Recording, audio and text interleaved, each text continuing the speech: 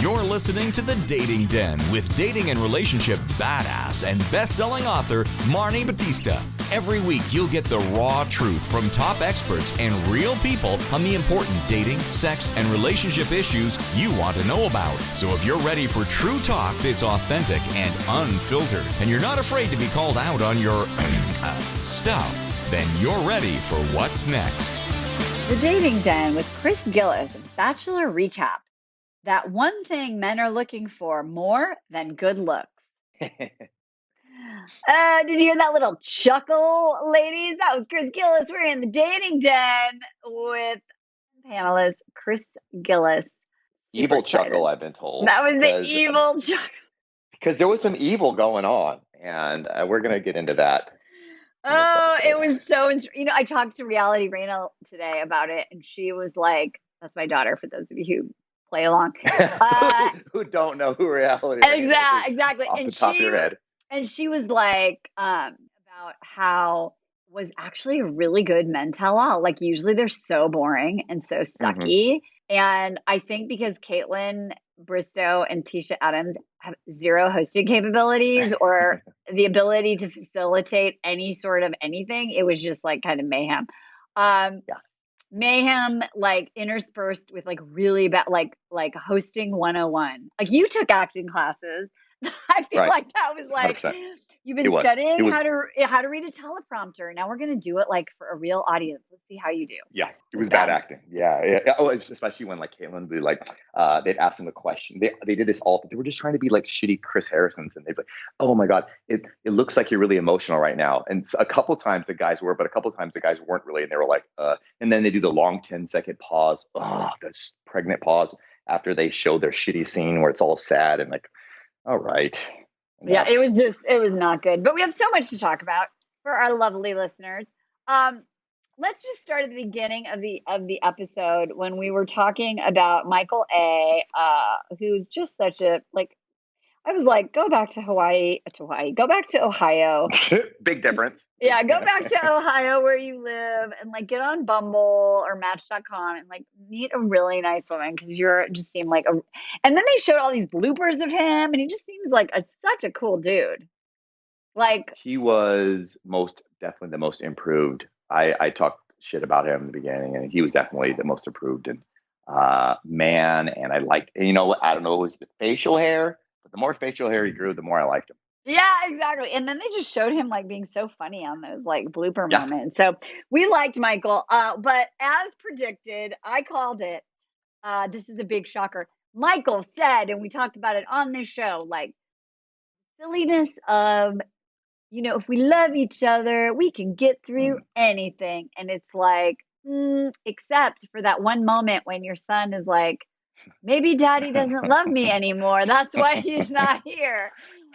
Which is so Michael's got his son. He's FaceTiming this 3-year-old kid that he's lost his mother, when he was 1. It's in his unconscious. We talked to Dr. Emily about that on the couch there. And, the little kid, is like, Daddy, come home. And then I think he must have said to his grandma or something, maybe Daddy doesn't love me anymore. That's why he's not coming home. And of course, as a parent, you're like, holy.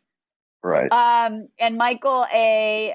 Goes very well dressed to go break up. He goes and tells. You caught that. So well. I know. I was like, he got really dressed up for that breakup call. He goes over and he tells Katie. I almost call her Caitlin. Katie, that things are going well and it's amazing, and also there's just no way. Like, he says it so well, actually. The one thing he's sure of is that he needs to be a great dad, and that's the thing he needs to go with, because this is all a game. And he basically says, like, if we were like in real life, like if there's any other way, like maybe there would be a thing for us, but I can't play a game to find my love when I've got this real life human at home. And so he bails. Love didn't conquer all. So what do you think of it? Well, does that mean that he there for the right reasons, if, like you pointed out astutely, and he recognized that it was a game indeed, or was he there playing a game? I don't think he was playing a game. I think he was there to go see if he could be, meet his person. I think he was genuine when he said this taught me that I could, um, I could open up my heart. Look, the guy has a lot at stake. Like I said, Yeah. like he's from the Midwest. What we know about him is he's a business owner. He also mentioned how he takes care of, and I assume that's financially, of his former wife who passed away, her family, her parents. He's Mm-hmm. got a son. He's like, Mm-hmm. he feel like he's like a guy, like he's 36, right? He's like Yeah. Yeah. grown ass man, as they say. And Yeah. so, maybe someone was like, you should, we never know how these people get cast. Um, and this is what He's not trying yeah. to sell. What did the product show always give the girls shit for? Hawking on Instagram. That wasn't his MO. Oh, Fit Fab Funbacks. Yeah. Yeah. He That's was not what he's not there there for. to sell Fit In Fab Ohio, Fun. selling it on the back of a truck in Ohio. He's not trying to sell Yeah. Fit Fab No, Plus, I don't whatever. think he was. And you know what? I don't know what the hell Mm. happened. Um, but I do believe, and we said it at the end of the show last night, this was a fun group of guys. I actually think there were some actually high quality dudes that 100%. somehow got on this show. And maybe it's because they had their Instagrams and their social really cleaned up so that they were possibly great guys. Maybe all the douchebags just didn't want to deal with, like, possibly being called out. And so maybe they Mm. just got nice guys who just wanted to go on a dating show. Maybe, I was going to ask you that. Why do you? Yeah, yeah. I was going to ask the same thing.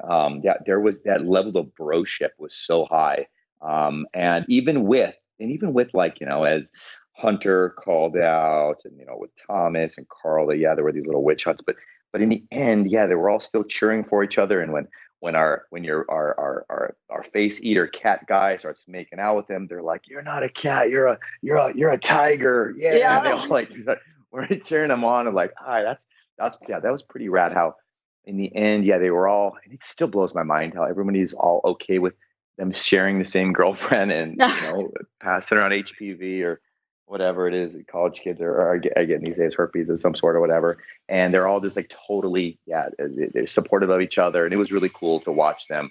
They did seem like they generally like each other, and I'm always skeptical whenever I see these people, hanging out outside of it. I was like, are they doing it to, if they get enough of them together, people will Yeah. recognize them or whatever. But these guys really did seem like they genuinely, They seem like good guys. yeah, they really did. They really did. And so I think Michael's a good guy, and I think he made a great decision. And the thing is, in this, oh God, we just can't help but talk about Love Island. We were talking about on another dating show. They do, like, if something happens where one person basically has to go, there's been Oh, cases where the contestant will be like, you know what, I'm done. I came here to find love. I don't need to play a game anymore. I don't need to stay longer. I don't need to be famous. I'm walking out with you. right. And like Katie could have easily said, you know what, this made me realize you're my person. I'm leaving with Mm-hmm. you. Mm-hmm. And she didn't. And the other thing, we were joking about it, but I think it's so worthwhile because we have a lot of ladies who listen who are single parents dating, and they're dating guys, and you know Katie said, oh, she was on a little walk with Tasha. She was like, oh, this makes me so excited. I could totally see myself like jumping into a life with Michael A. Yeah. And what we were joking about, what I think is really true, is this, like, so when you're a parent and you're doing fun stuff and your kid is sick or needs you, you have to make a different decision. And that's real life. And I think Yeah. that for Katie, like, that reality wasn't lining up with the fantasy, and that freaked Yeah. her out. I think that freaked her out a little bit, and it was a great example of what it really means to be in a relationship with someone who's a parent. So why do you Yeah. think she didn't leave? Why do you think she didn't walk out with him? You know, you and I thought of this yesterday.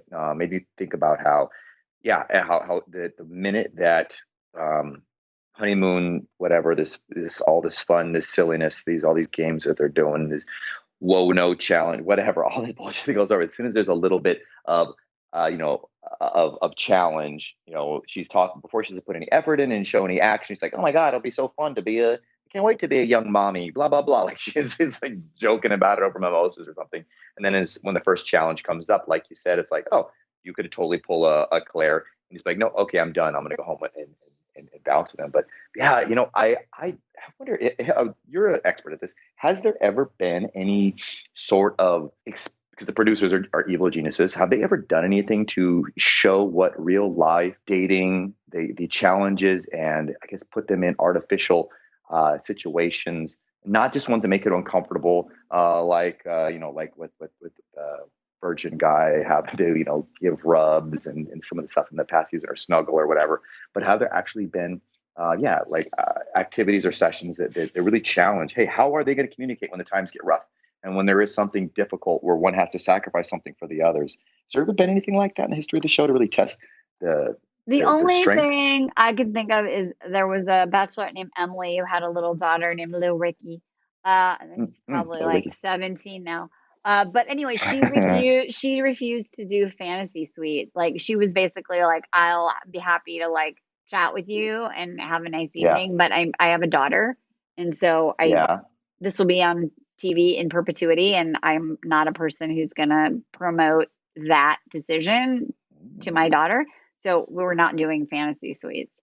And all the guys like respected it. She ended up like coming out of there with a dude, but not her guy, and meeting somebody else who wasn't a bachelor person. Got it. And I think she has like a bunch of kids with him. And actually, what's really interesting is her husband had passed away, the father of the daughter of little Ricky, and she was a single mom, and she was just like, I'm not really here to play a game. And I think, and this is what I really want to talk about, is that we're totally trying to figure out what's going to happen next. But my sense of this is that there were people that were there to play a game, and she sent them home. And we've got some guys left who, like one guy, Greg, has never even watched this show. Like he just seems to be definitely in it just for her. We've got Blake, who's been on the show like 5 times or 3 times. Like he's just, I don't know, he just wants to get famous. And then we have Rando Justin. I don't even know anything about that guy. Why we don't he's know on the show. show. Yeah, we have no what idea. show he's on. But my sense is, that he didn't want to play the game. Suddenly, she wants to play the game. Right? Like, oh, I don't want to leave with you, Michael, because I actually am in love with Greg, but I really thought it would be you and me at the end because you're my 2 faves, and I was going to break up with you anyway because I'm going to pick Greg. And I think when she was crying, I seriously think it was that. She was like, oh God, now who do I have to do this with? Like, do I have to actually keep the charade up with, douchebag 1 and douchebag 2? Like, so I don't know, but I just feel like suddenly she went into gameplay mode, which is how she showed up. And this is circling back to the men tell all.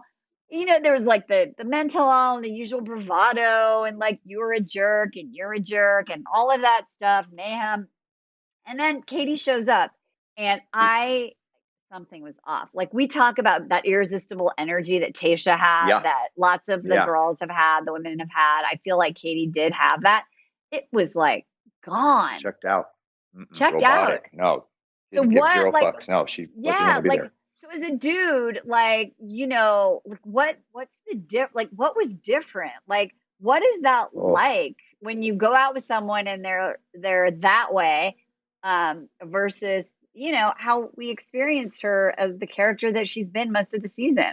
I guess, it would feel horrible because, these guys are there and they're, they seem to authentically be having, again, I've said, I don't understand how this is true, but unless these guys are all Leonardo DiCaprio level actors, I really do think they are having, these visceral, deep love like feelings, for her. And it's so strange. Yeah. That she shows up like Fembot 3000 in her little green dress or whatever, and her high heels, and is like, awkwardly, plastically, this weird smile frown that she had on the whole time, and giving all the guys that got the same canned response.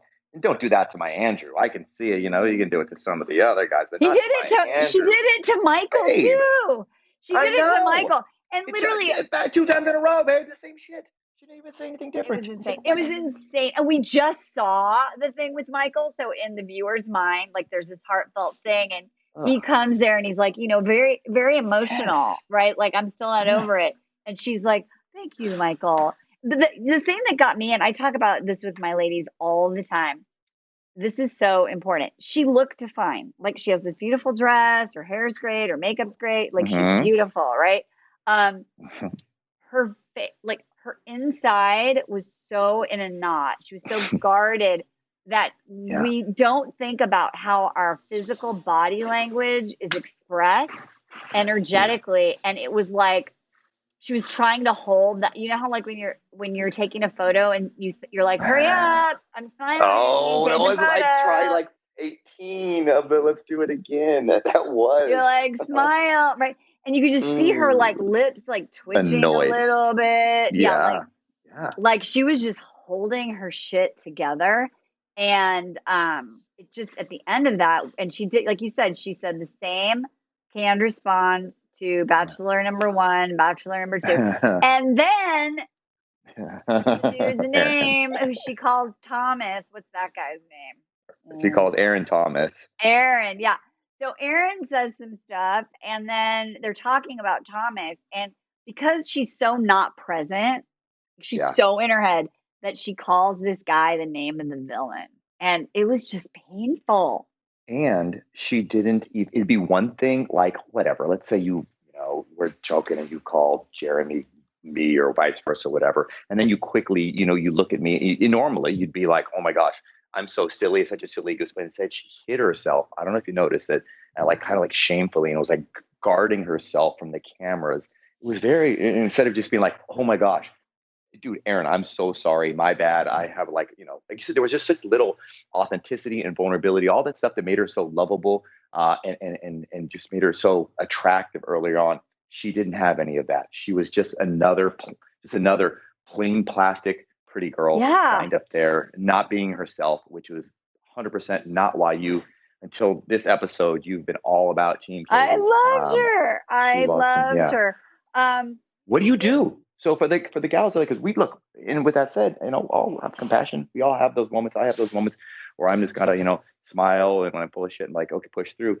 But when someone's dating, and for the ladies out there, what advice would you give them if if they did have a really, really shitty day, or they are having to power through this date or whatever it is that they are with somebody?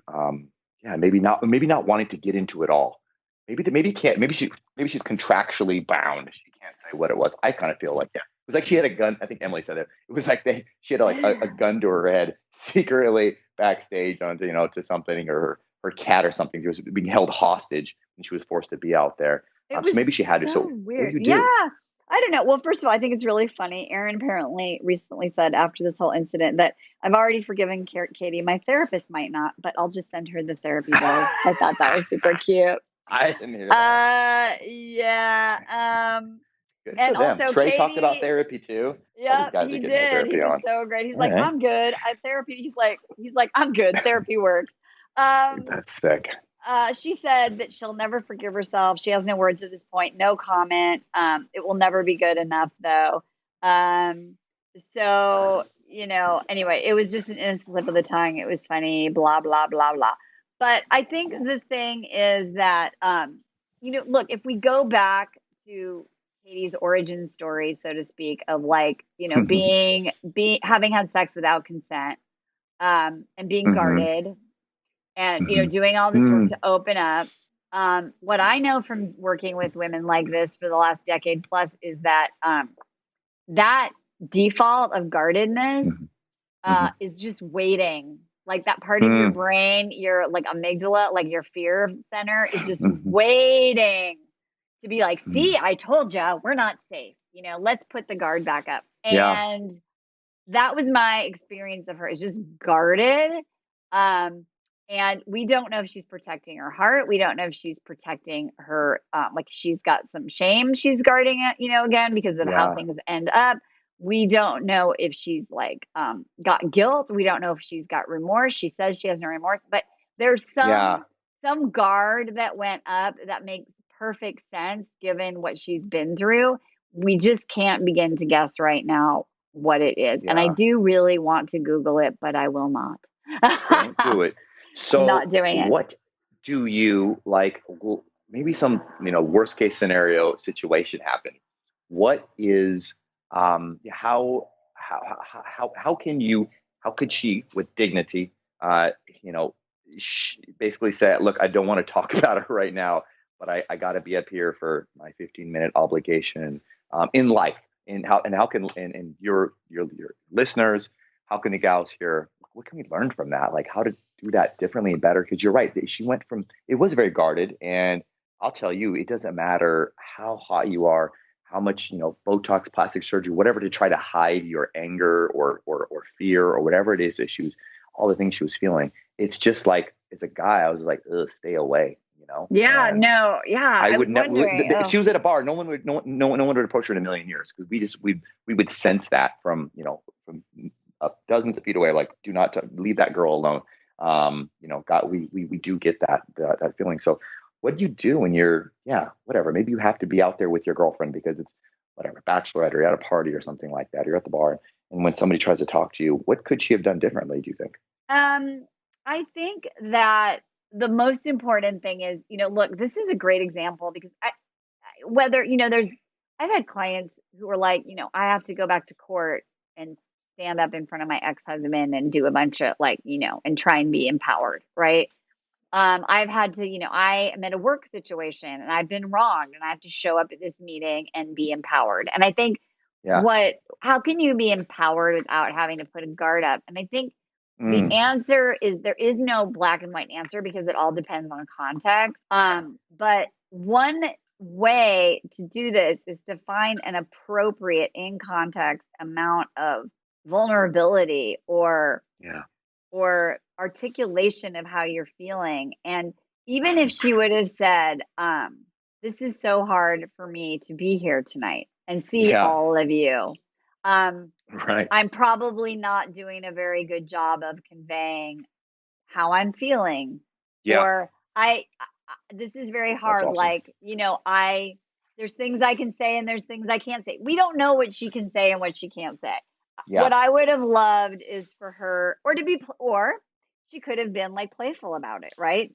Like, just name the elephant in the room, right? Like, sure. Yeah. You guys are going to have dudes to. I made out with, and I can only choose one. Sorry, guys, this is awkward for me. Yeah, this is hard for you. It's awkward. Right. It's hard for you. And you know what? We're all going to find out next week what happens. There you go. And until then, stay tuned. Yeah, it'll all make sense. And until then, she could have said, and it would have been very different if then she would have said, I have no regret. I have no remorse. Like, it all worked out the way it meant to be. Michael, you and I shared something very special.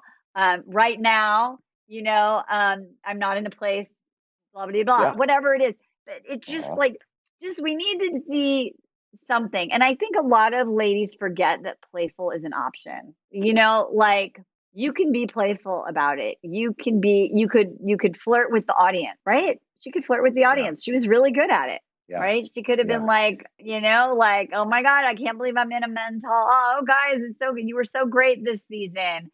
Tasha, Katie, Caitlin, you're like amazing. You guys were so great for me.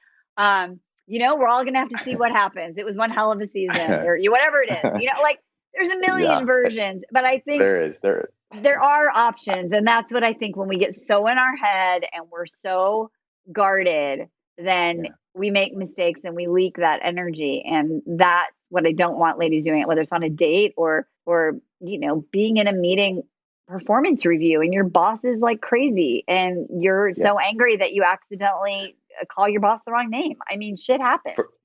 Totally. And you have a friend who is a body language expert. And the interesting thing about it is that I've never taken a class, and I know everybody listening here has been able to walk in and just sense that subtle little stink face / fake smile that someone's putting on, and knows that it's awkward. And in reality, like you said, it would be so much easier and more powerful if the person just acknowledged, the turd that's in the room and saying, hey, sorry about that. I'll work on that a little later, versus just trying to smile right through it, which just felt, that's why we were like, oh, we were all kind of had our arms folded and we're like, what is going on?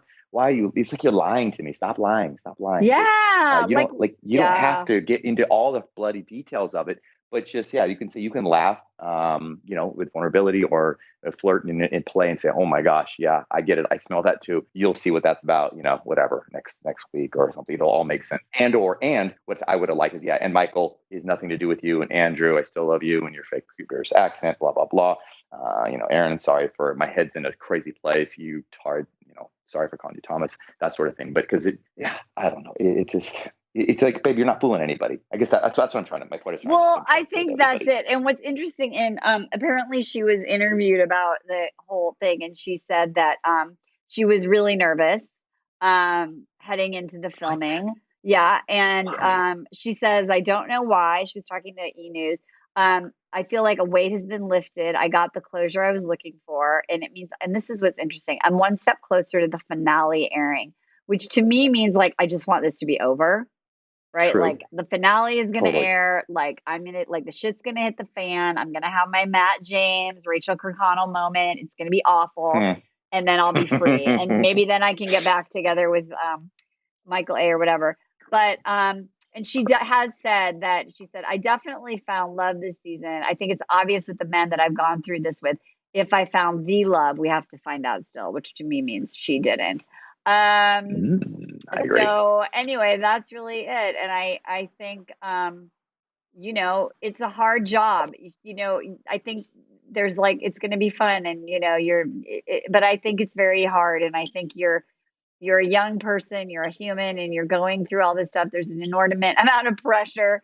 You're being produced, and I'm not mad at Katie for how she showed up. I just think what I really want to talk about with our listeners is that, your nerves will show, like men will experience them. Other people will experience them. And my ladies, when I first meet them, are like, oh, I'm feminine. I know how I look. I'm like good. I can wear a dress. I like, present well.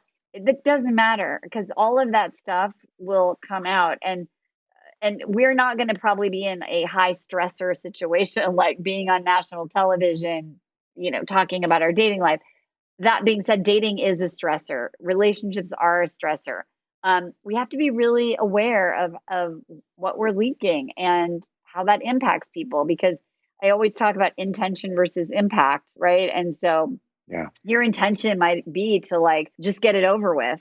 And the impact that it made on us as the audience was like every moment she was out there was like, please let this be over as soon as possible. And that was evident. And so she said, I can't wait for the finale to be over. I can't wait this to be over. And that's what we felt from her.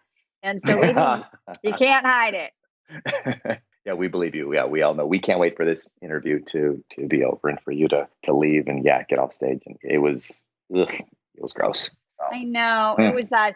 And so before we go, we talked, you did like the best. You were like you were embodying Greg, but like there's Greg, Blake, and Justin left. We had a bet. I don't even remember what it was last week, but now that we're 1 week closer, give me like the 2-minute. What do you think is going to happen? Yeah, no, less than that. Yeah, my bet last week. I said, hey, all that cute and adorable vulnerability, we'll call it.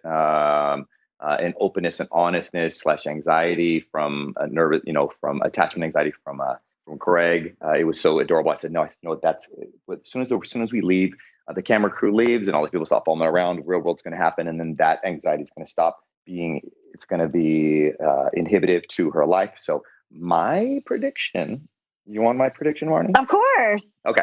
My prediction is she's, like we said, the whole time you've been on it, that she is like, dude, God dang it. She found her, she's her Claire. She found her Dale, but she's got to push through it. She starts going through it, getting close to the end. It's hard. She's having real feelings. She's sacrificing and, it's tough. She's kissing off the kiss of death to guys like Andrew and Michael A. And she's like, holy shit, this is tough for me. At least I'm just going to finish this off. And Blake's there, making her all horny and all that stuff. She's like, whatever, I'm going to keep on going. I got to keep Justin as a placeholder.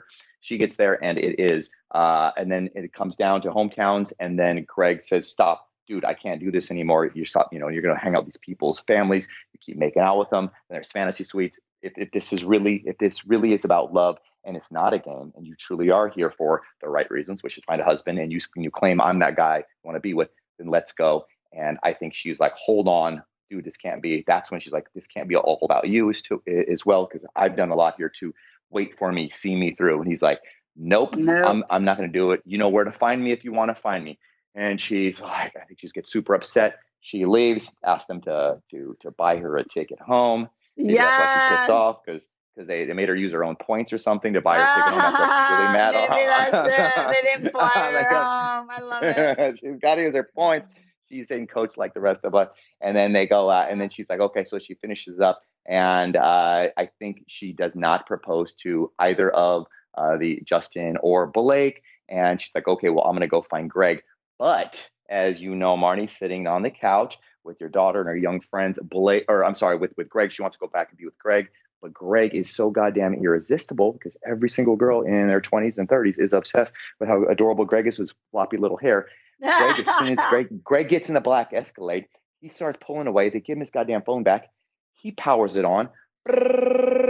DMs are blowing up. He opens it up. All he sees is hot girl after hot girl saying all they want to do is rub his soft little floppy hair and just take him under, put a little play on their breasts and stroke his little hair as he sits. And they assure him, I would never do this to you. I won't be on a relationship. I will take you and love you. He's like, good. That's all I really wanted. And Katie hits him up, and now she's lost in his DMs. He's like, new number, who it is. And now she's pissed off. Like Hannah Brown. That's what happened to Hannah Brown.